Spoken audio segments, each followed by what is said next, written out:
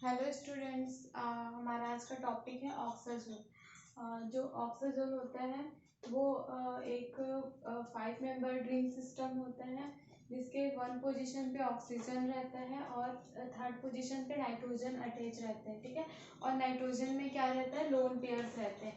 जैसे कि ये है अपना स्ट्रक्चर ऑफ ऑक्साजोल। ठीक है, तो ये एक रिंग सिस्टम है और इसमें है 1 2 3 4 5। ठीक है, 5 आइटम्स वाले रिंग सिस्टम है जिसको क्या बोलते हैं, 5 मेंबर रिंग सिस्टम बोलते हैं। और इसमें क्या है, अपना जो पोजीशन 1 है, तो पोजीशन 1 में क्या है, अपना ऑक्सीजन प्रेजेंट है और थर्ड पोजीशन पे अपना क्या है, नाइट्रोजन प्रेजेंट है। तो ये अपना है स्ट्रक्चर ऑफ ऑक्साजोल। ठीक है, तो आज हमको डिस्कस करना है ऑक्साजोल के स्ट्रक्चर पे, उसके सिंथेसिस पे एंड उसके मेडिसिनल यूजेस पे। ठीक है, तो यहाँ पे पहले हम ऑक्साजोल को पता कर लेते हैं कि ऑक्साजोल क्या होता है।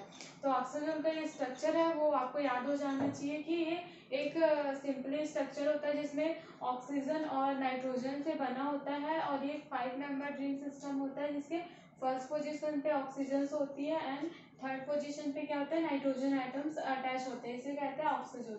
अब इसका एक और है ऑक्साजोल डेरिवेटिव, ऑक्साजोल ही है ये है 1,3-ऑक्साजोल 3। ठीक है, 1,3-ऑक्साजोल का मतलब देखते हैं यहाँ पे 1 पोजीशन पे 2 पोजीशन, थर्ड पोजीशन 4 और 5। ठीक है, इसमें भी क्या है, 5 मेंबर रिंग सिस्टम है। तो इसके पोजीशन 1 पे क्या रहेगा, हमेशा ऑक्सीजन, तो इसमें भी ऑक्सीजन अटैच है। और पोजीशन थर्ड पे हमेशा क्या रहेगा, इसको याद रखना है, नाइट्रोजन। तो इसमें क्या है, पोजीशन 1 पे है ऑक्सीजन एंड पोजीशन 9 पे प्रेजेंट है नाइट्रोजन। ठीक है, बाकी जो पोजीशन है तो इसमें क्या लिखा है, 1,3-ऑक्साजोल।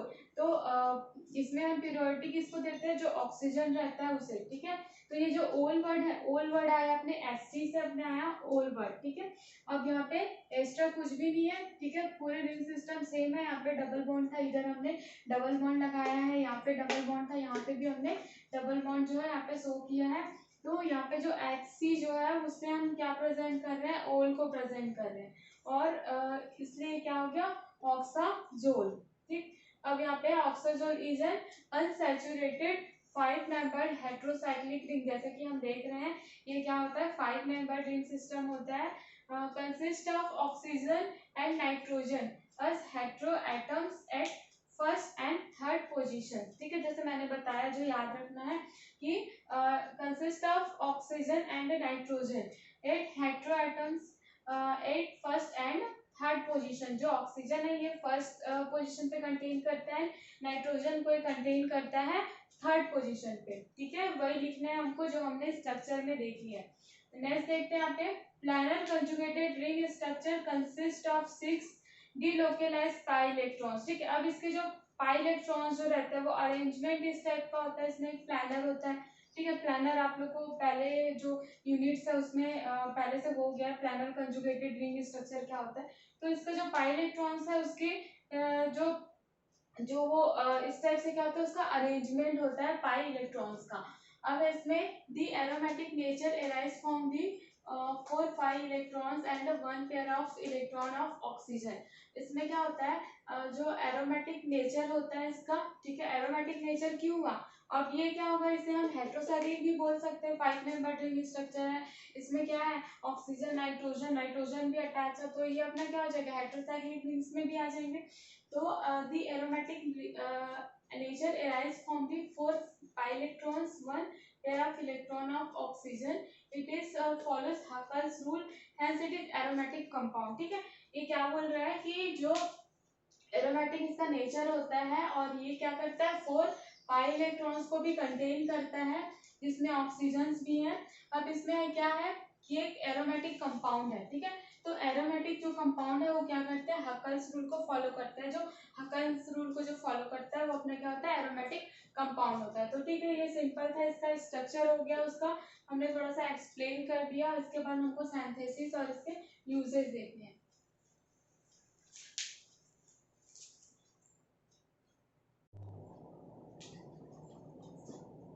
Synthesis of ऑक्साजोल। ऑक्साजोल का फर्स्ट जो सिंथेसिस है वो है रॉबिन्सन गैब्रियल सिंथेसिस। ठीक है, हमें ऑक्साजोल प्रिपेयर करना है तो ऑक्सीजन प्रिपेयर करने के बहुत सारे जो मेथड्स हैं वो हमारे बुक्स में दिए हुए हैं।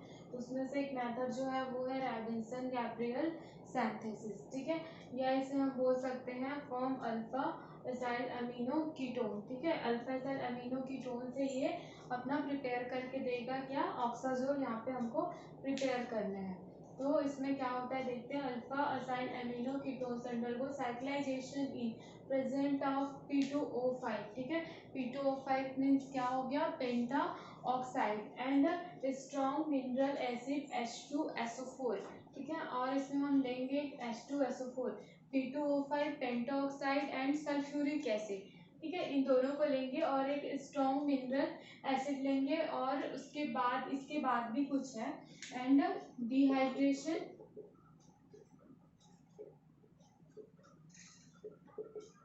डिहाइड्रेशन इट फॉर्म्स ऑक्साजोल, ठीक है। तो रॉबिन्सन गैब्रियल सिंथेसिस में क्या होता है, हम सबसे पहले यहाँ पे अल्फा असाइल एमिनो कीटोन लेंगे, ठीक है, ये याद रखना हमें, अल्फा असाइल एमिनो कीटोन लेना है और present of P2O5, presence of pentaoxide and H2SO4 sulfuric acid, it forms a simple cyclization system, ठीक है, एंड डिहाइड्रेशन फॉर्म ऑक्साजोल, ठीक है। तो ये क्या होगा, सबसे पहले अल्फा एसाइल एमिनो कीटोन से P2O5 एंड H2SO4 के प्रेजेंस में एक साइक्लाइजेशन सिंपल सा एक सिस्टम फॉर्म करेगा, देन उसके बाद ये फॉर्म करेगा ऑक्साजोल को। जब इसमें हम H2O माइनस करेंगे या इसे कहते हैं डिहाइड्रेशन करना, तो हम ले लेते हैं यहाँ पे ये अपना स्ट्रक्चर अब क्या होगा, alpha acyl amino ketones group है यहाँ पे, ठीक है। फिर है यहाँ पे पेंटा ऑक्साइड ले लिया और H2SO4 हमने ले लिया, तो इनके प्रेजेंट में साइक्लाइजेशन जो सिस्टम है वो क्रिएट होता है, ठीक। फिर यहाँ पे क्या होता है, जो H2O है यहाँ से अपना 1 हाइड्रोजन 2 हाइड्रोजन एंड 1 ऑक्सीजन यहाँ से रिमूव होके ये फॉर्म करता है ऑक्साजोल को। तो ये अपना हो गया first synthesis of ऑक्साजोल।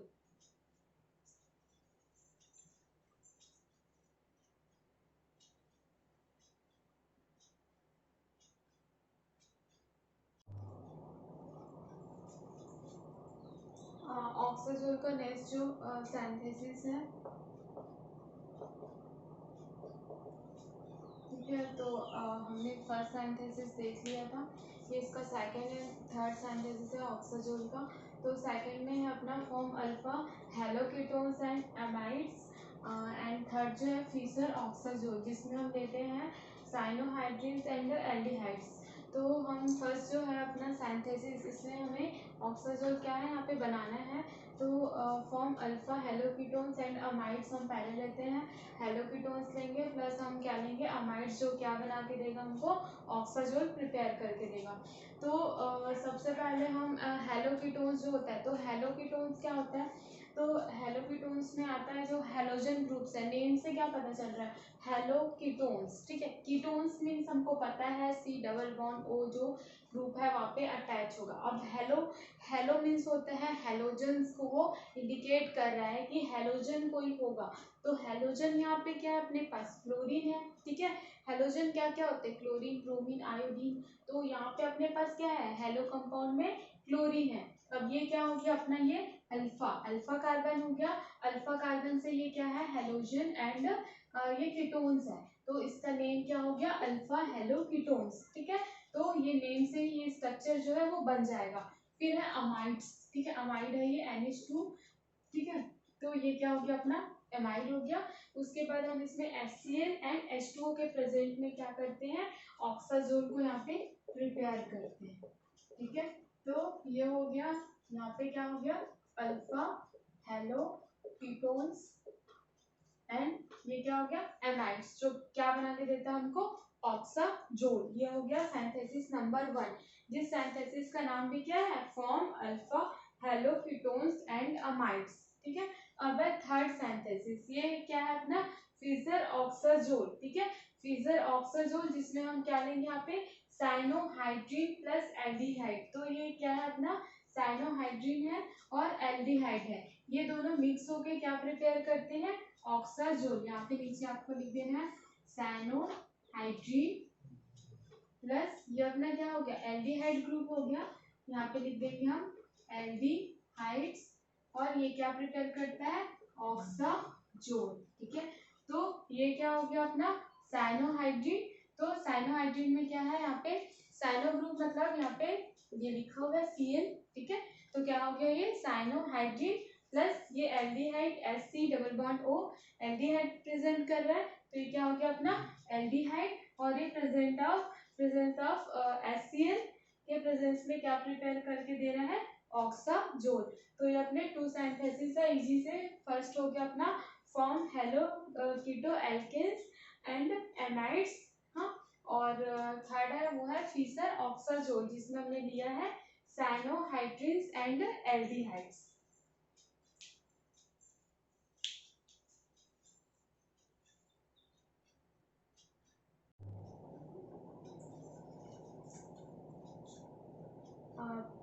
Last synthesis topic is oxazole form ethyloins alpha hydroxy ketones, ठीक है। It forms oxazole 800 degree.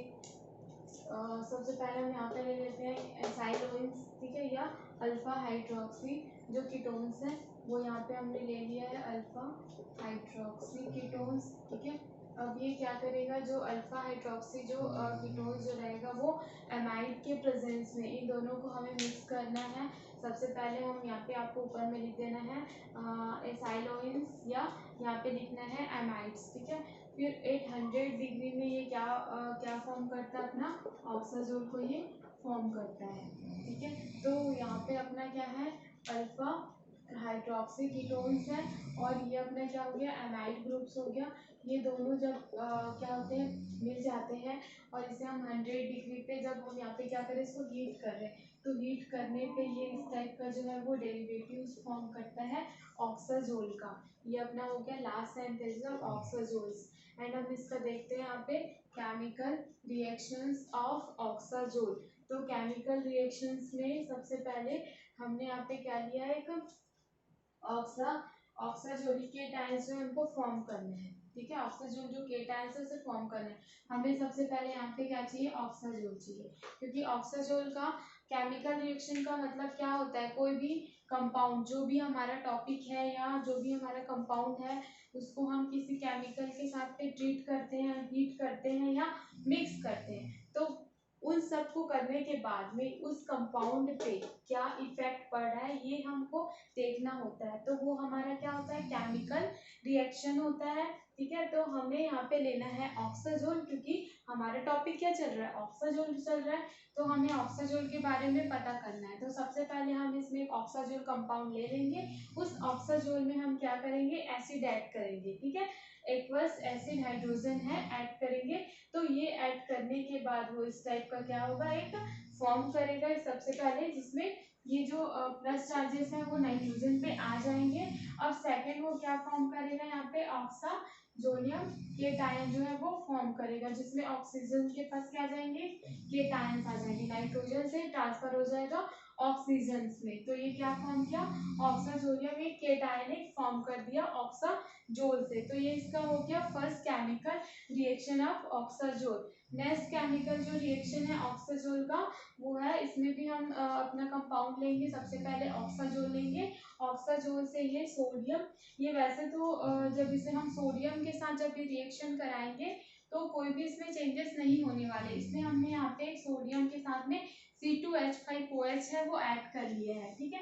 तो NaC2H5OH जो है वो जब इसके साथ में जब ये रिएक्शन करता है तब ये क्या फॉर्म करता है, ऑक्साजोलिडीन, ठीक है। तो ये क्या किया, ऑक्साजोल से क्या बना दिया, ऑक्साजोलिडीन बनाया। तो जब ये कन्वर्जन होता है तो इसकी प्रॉपर्टीज चेंज होगी, क्योंकि ये पहले क्या था, ऑक्साजोल था, तो ऑक्साजोल जब था तो इसकी प्रॉपर्टीज कुछ अलग थी, अब ये बन गया ऑक्साजोलिडीन, ठीक है। तो ऑक्साजोलिडीन बनने के बाद इसकी प्रॉपर्टीज फिर से चेंज हो गई, तो ये इसका क्या हो गया, केमिकल प्रॉपर्टीज ऑफ ऑक्साजोल। तो ये इसके अंदर पे आ जाएगा। अब इसका सिंथेसिस है लास्ट वाला, वो आपको याद रखना है, जिसके केमिकल रिएक्शन, ठीक है। तो केमिकल रिएक्शन में यहाँ पे जो फर्स्ट केमिकल रिएक्शन था उसमें ये प्रोटॉन को एक्सेप्ट करता था, जैसे कि इसने H+ जो है प्रोटॉन ले लिया यहाँ पे। अब प्रोटॉन लेने के बाद में ये सबसे पहले नाइट्रोजन के पास किया, उसमें क्या आ गया, प्लस चार्जेस आ गए। अब नेक्स्ट क्या किया, ये ऑक्सीजन के पास ट्रांसफर हो गए और ऐसा करके ये क्या बना दिया, ऑक्साजोलिडियम केटायंस फॉर्म किया। ठीक है, अब नेक्स्ट जो है यहाँ पे, नेक्स्ट में हमने लिया फिर से ऑक्साजोल लिया, इसके साथ हमने सोडियम और C2H5OH को ऐड किया। फिर ये ऐड करने के बाद क्या फॉर्म करता है यहाँ पे, ऑक्साजोलिडीन। तो ये सिंपल सा है, दोनों रिलेटेड है एक दूसरे से, बस हमने यहाँ पे लेना है एसिड के साथ और यहाँ पे हमने ले लिया सोडियम के साथ। ठीक है, तो ऐसा करने के बाद ये क्या होता है, ये फॉर्म करता है ऑक्साजोल से ऑक्साजोलिडियम केटायंस को। केटायंस क्यों फॉर्म कर रहे हैं वहाँ पे, क्योंकि प्रोटॉन एक्सेप्ट कर रहे हैं। ठीक है, अब नेक्स्ट यहाँ पे फॉर्म करता है ऑक्साजोलिडीन।